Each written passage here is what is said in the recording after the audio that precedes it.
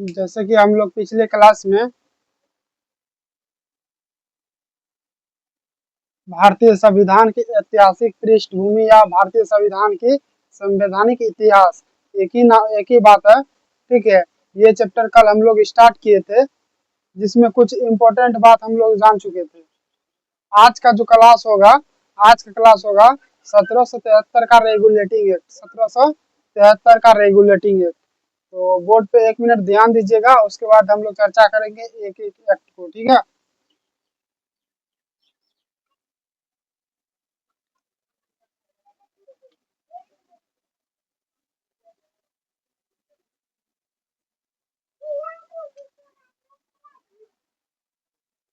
सबसे पहले हम लोग को पढ़ना है 1773 का रेगुलेटिंग रेगुलेटिंग एक्ट। 1773 का रेगुलेटिंग एक्ट पढ़ना है। उसके बाद 1781 को 81 का 1781 का सेटलमेंट एक्ट, सेटलमेंट एक्ट। उसके बाद हम लोग को 1784 का Pitt's India act, Pitt's India act. उसके चौथा नंबर में पढ़ेंगे 1786 का अमेंडमेंट एक्ट, अमेंडमेंट एक्ट। उसके बाद 1793 का 1793 का चार्टर एक्ट, चार्टर एक्ट। 1793 का चार्टर एक्ट, 1793 का चार्टर एक्ट। उसके बाद 6 नंबर में 1813 का चार्टर एक्ट, 1813 का चार्टर एक्ट। उसके बाद 1833 का चार्टर एक्ट, 1833 का चार्टर एक्ट। 8 नंबर में हम लोग पढ़ेंगे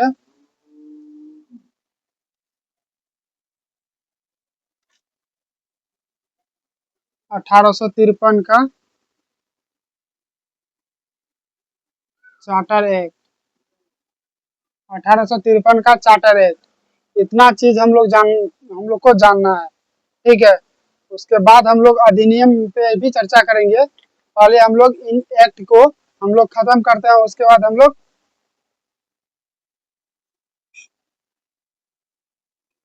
ठीक है, समझ में आ गया। सबसे पहले 1773 का रेगुलेटिंग एक्ट, 1781 का सेटलमेंट एक्ट। सेटलमेंट एक्ट क्या है उसको हम लोग जानेंगे। ठीक है, सेटलमेंट एक्ट को हिंदी में बोलते हैं बंदोबस्त, बंदोबस्त एक्ट, बंदोबस्त अधिनियम। ठीक है, उसका 1784 का पिट्स इंडिया एक्ट, 1786 का अमेंडमेंट एक्ट, 1793 का चार्टर एक्ट, 1813 का चार्टर एक्ट, 1833 का चार्टर एक्ट, 1853 का चार्टर एक्ट। और उसके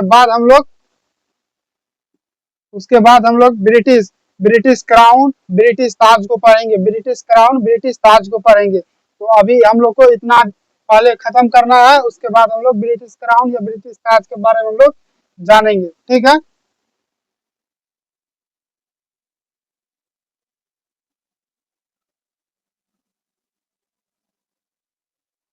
टॉपिक का नाम लिख देते हैं 1773 का रेगुलेटिंग एक्ट, रेगुलेटिंग एक्ट। 1773 का रेगुलेटिंग एक्ट, 1773 का रेगुलेटिंग एक्ट। 1773 का रेगुलेटिंग एक्ट क्या है उसको हम लोग समझते हैं, उसके बाद फिर बोर्ड पे हम लोग चर्चा करेंगे। एक बार सुनिएगा थोड़ा ध्यान से। ठीक है, 1773 का रेगुलेटिंग एक्ट के समय ब्रिटेन का प्रधानमंत्री कौन था? ब्रिटेन का प्रधानमंत्री लॉर्ड नॉर्थ था, लॉर्ड नॉर्थ था। उसके बाद 1773 के रेगुलेटिंग एक्ट में ही 1774 ईस्वी में कोलकाता में सुप्रीम कोर्ट का स्थापना हुआ। कोलकाता में सुप्रीम कोर्ट की स्थापना हुई। जब उसमें सुप्रीम कोर्ट की स्थापना हुई तो उसमें जो है एक मुख्य न्यायाधीश हुआ करता था, एक मुख्य न्यायाधीश हुआ करता था और 3 अन्य न्यायाधीश हुआ करता था, जिसमें एक मुख्य न्यायाधीश का नाम है सर एलिजा एम्पे और 3 अन्य न्यायाधीश का नाम है Hydes Lemaistre Chambers Lemaistre Hyde. ठीक है, उसके बाद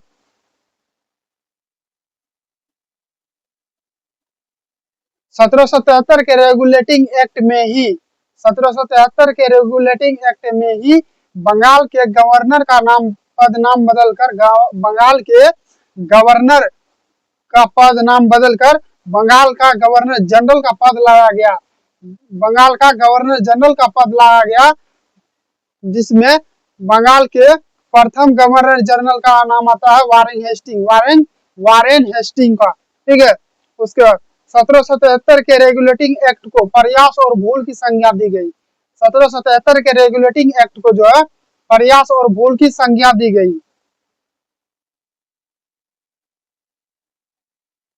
1773 के रेगुलेटिंग एक्ट की कमियों को दूर करने के लिए 1773 के रेगुलेटिंग एक्ट की कमियों को दूर करने के लिए 1781 का एक्ट ऑफ सेटलमेंट आता है। एक्ट ऑफ सेटलमेंट आता है जिसको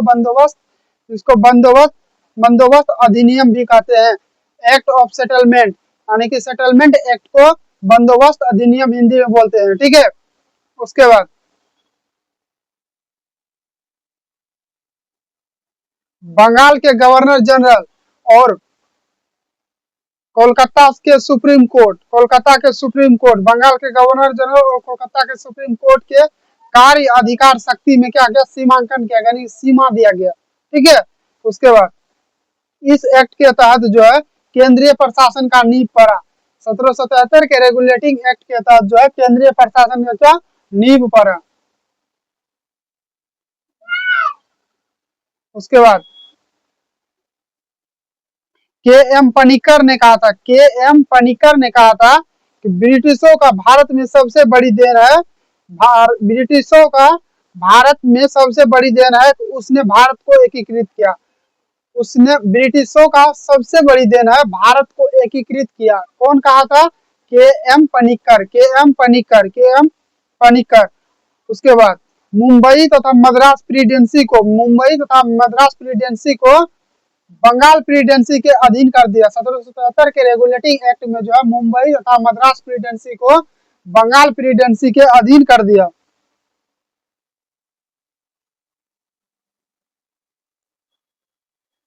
सत्रह के रेगुलेटिंग एक्ट के तहत ही 1777 के रेगुलेटिंग एक्ट के तहत ही गवर्नर जनरल को उसके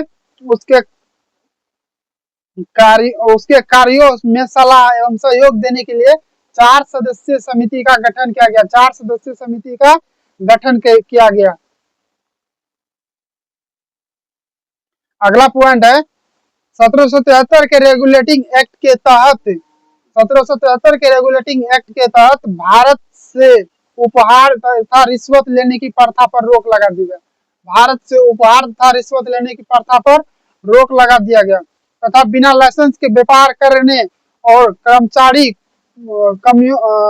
कंपनियों के कर्मचारी पर रोक लगा दिया। आइए हम लोग अब बोर्ड पे समझते हैं एक एक बात को। ठीक है,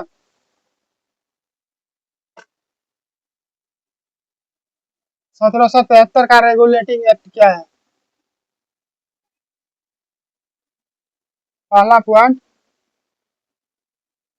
1773 के रेगुलेटिंग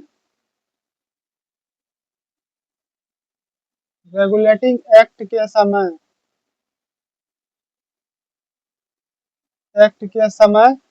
ब्रिटेन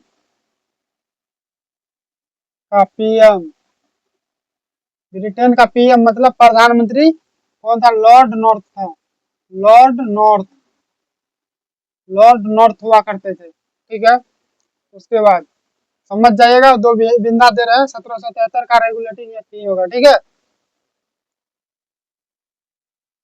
1700 लिख ही देते हैं, सबसे बेहतर रहेगा। 1773 के रेगुलेटिंग रेगुलेटिंग एक्ट के तहत 1774 में कोलकाता कोलकाता में सुप्रीम कोर्ट, एससी मतलब सुप्रीम कोर्ट लिखे है, ठीक है। एससी मतलब सुप्रीम कोर्ट की स्थापना हुई,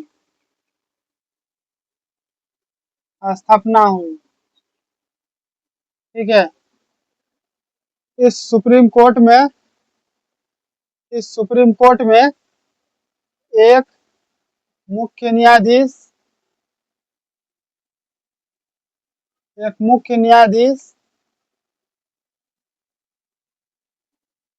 और अन्य न्यायाधीश तीन अन्य न्यायाधीश तीन अन्य न्यायाधीश। एक मुख्य न्यायाधीश जो था उसका नाम था सर एलिजा इम्पे। और तीन मुख्य न्यायाधीश जो था, जिसमें पहला था, तीन अन्य न्यायाधीश था, जिसमें पहला है लिमेस्टर, दूसरा हो गया हाइड्स, तीसरा हो गया चेम्बर्स। ये सब व्यक्ति का नाम है, ठीक है। तो तीन अन्य न्यायाधीश हुआ करता था, लिमेस्टर, हाइट्स, चेम्बर्स, ठीक है। उसके बाद नेक्स्ट पॉइंट समझिएगा। इस एक्ट के तहत केंद्रीय प्रशासन का नींव पड़ा। इस एक्ट के तहत जो है केंद्रीय प्रशासन का नींव पड़ा। 1773 के रेगुलेटिंग एक्ट के तहत जो है केंद्रीय प्रशासन का नींव पड़ा, ठीक है। इस एक्ट में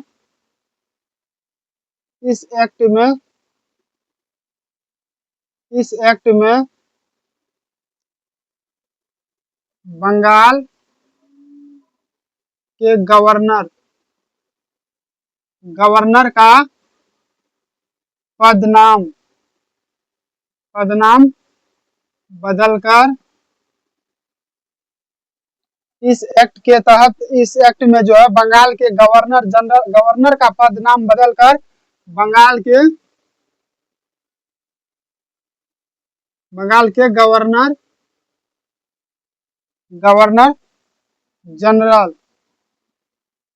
जनरल किया गया। तो बंगाल के governor general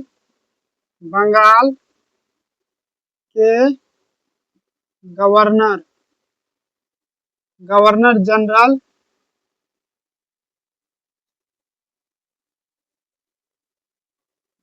general Warren Hastings बना। कौन बना? वारेन हेस्टिंग बना, ठीक है। इस एक्ट में बंगाल के गवर्नर का पदनाम बदलकर बंगाल के गवर्नर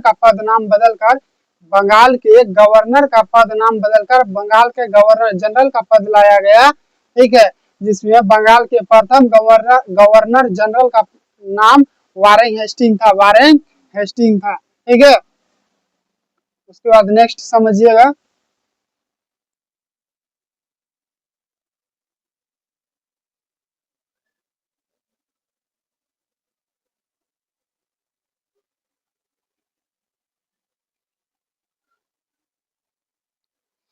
बंगाल के गवर्नर जनरल और सुप्रीम कोर्ट सुप्रीम कोर्ट के कार्य अधिकार शक्ति का सीमांकन किया गया। बंगाल के गवर्नर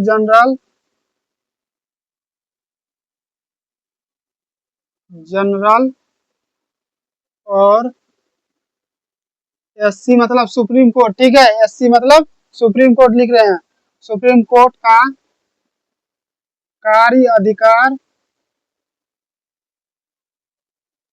कार्य अधिकार शक्ति का, कार्य अधिकार शक्ति का सीमांकन किया गया।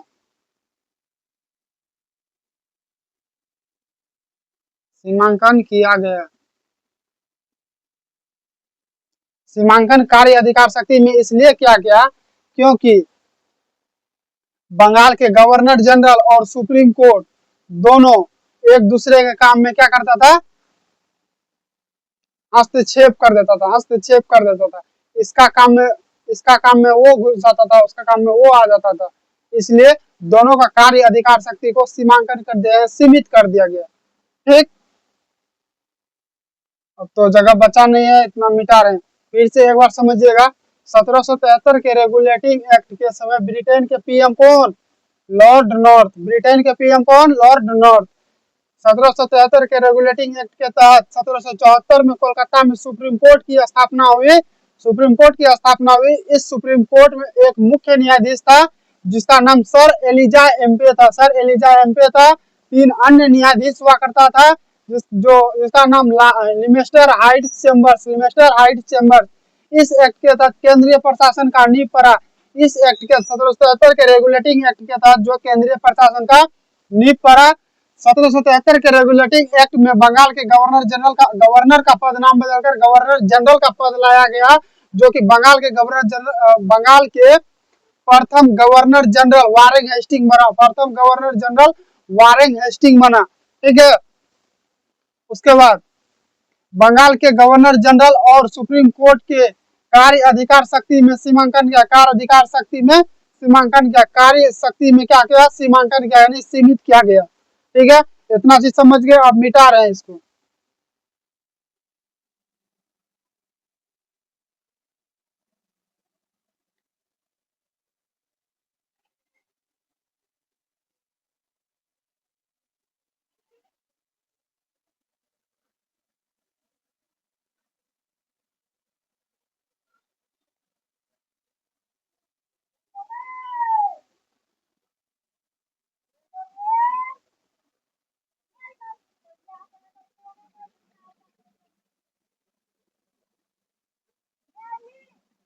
के एम पनिक्कर, के एम पनिक्कर ने कहा कि, के एम पनिक्कर ने कहा कि ब्रिटिश, के एम पनिक्कर ने कहा कि, के एम पनिक्कर ने कहा ब्रिटिशों का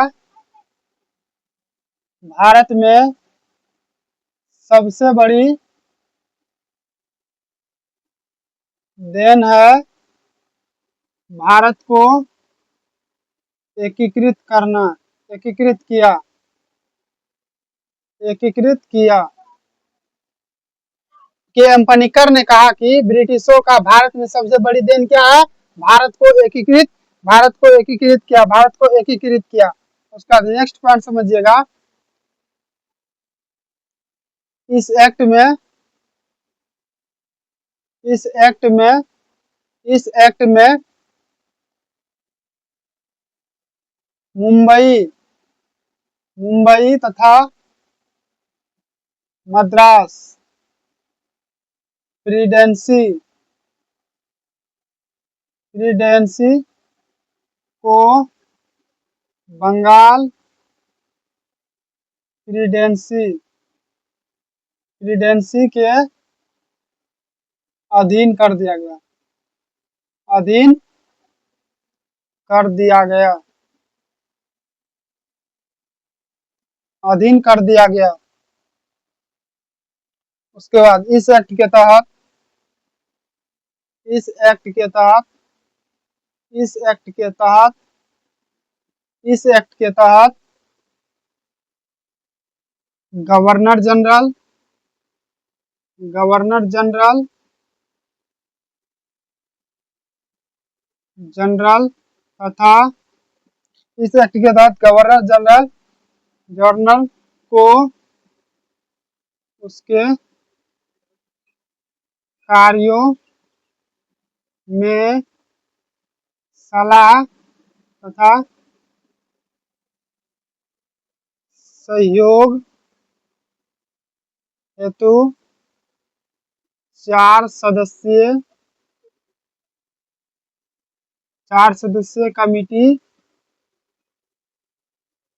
कमेटी का गठन किया गया।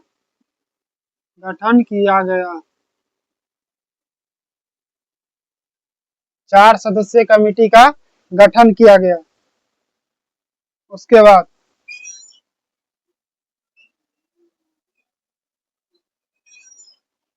इस एक्ट के तहत इस एक्ट के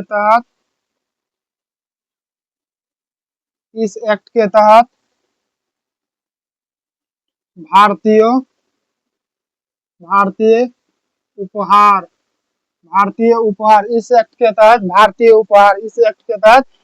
उपहार या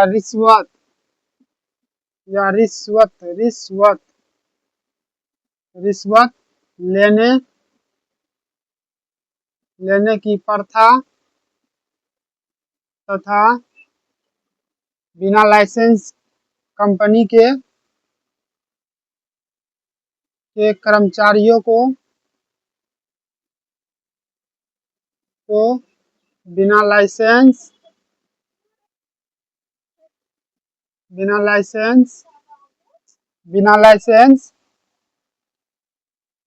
कंपनी के कर्मचारियों को बिना लाइसेंस का व्यापार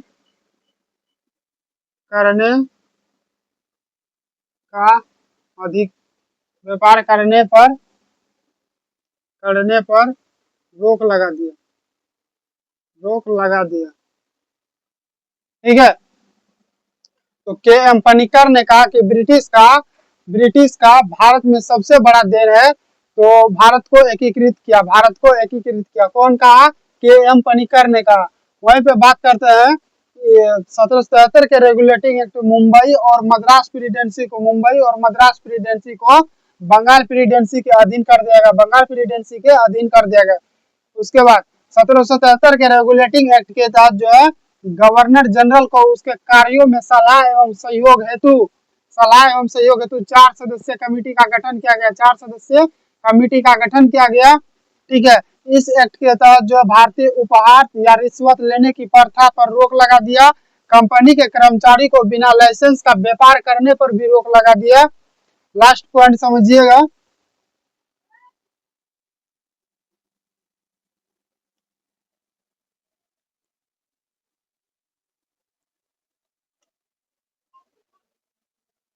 सत्रह सौ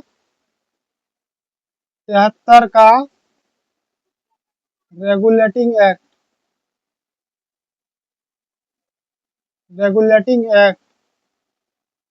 1773 का रेगुलेटिंग एक्ट को प्रयास और भूल की संज्ञा दी गई। ठीक है, 1773 का रेगुलेटिंग एक्ट को प्रयास और भूल की संज्ञा दी गई। ठीक है, भूल की संज्ञा दी गई। 1773 नेक्स्ट पॉइंट 1773 का रेगुलेटिंग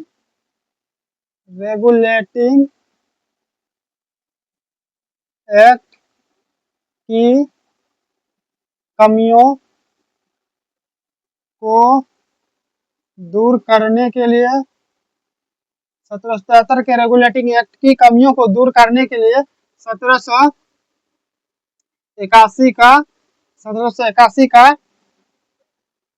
एक्ट ऑफ सेटलमेंट लाया गया। ठीक है, एक्ट ऑफ सेटलमेंट को हिंदी में बोलते हैं बंदोबस्त। क्वेश्चन में पूछ देगा। ठीक है, बंदोबस्त अधिनियम कब आया था? 1781 में। बंदोबस्त अधिनियम कब आया था? 1781 में। ठीक, तो बस इतना ही चीज हम लोग को जानना था 1773 का रेगुलेटिंग एक्ट के बारे में। ठीक है, फिर कल हम लोग चर्चा करेंगे 1784 का पिट्स इंडिया एक्ट। 1784 का पिट्स इंडिया एक्ट